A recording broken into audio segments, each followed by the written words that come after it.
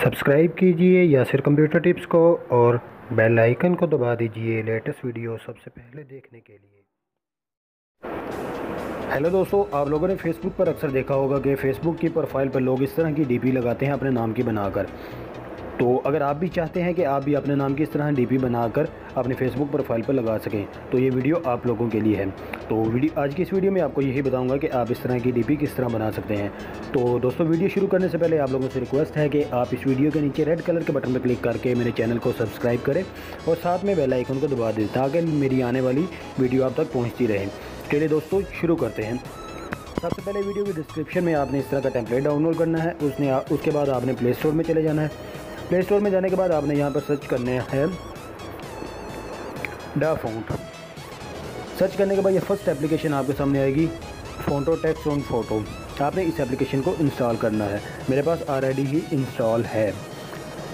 यहाँ इस एप्लीकेशन का लिंक आपको वीडियो की डिस्क्रिप्शन में मिल जाएगा। तो इंस्टॉल करने के बाद आपने दोस्तों इस एप्लीकेशन को सिंपली ओपन करना है।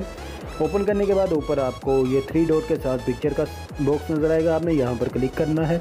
उसके बाद दोस्तों आपने यहाँ पे लोड न्यू इमेज पर क्लिक करना है।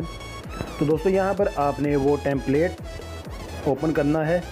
ये देखें दोस्तों, मैंने ये टेम्पलेट ओपन कर लिया। उसके बाद दोस्तों ऊपर राइट साइड पे आपको पेंसिल का निशान नज़र आएगा, यहाँ पर आपने पेंसिल पर क्लिक करना है और दोस्तों यहाँ पर आपने वो नाम टाइप करना है जिस नाम से आपने डीबी बनानी है।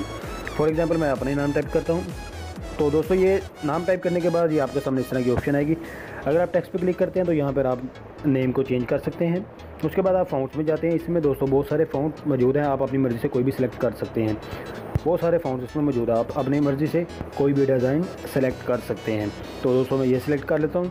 उसके बाद दोस्तों आते हैं स्टाइल में दोस्तों आप इसके कलर वगैरह कुछ भी चेंज कर सकते हैं जो आपको अच्छा लगे। उसके बाद दोस्तों साइज़ की बात करते हैं। तो यहाँ पर आपने साइज़ पर क्लिक करके आप अपनी पिक्चर के अकॉर्डिंग अपना साइज़ सेलेक्ट कर सकते हैं।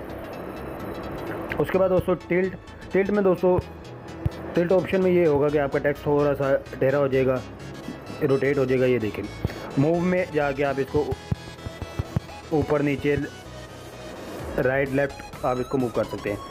तो दोस्तों टेक्स्ट टाइप करने के बाद आपने ऊपर पेंसिल के निशान के साथ सेव की ऑप्शन नज़र आएगी, आपने यहाँ पर क्लिक कर देना है। तो ये दोस्तों आपकी पिक्चर सेव हो गई है। तो आपको चेक करवाता हूँ।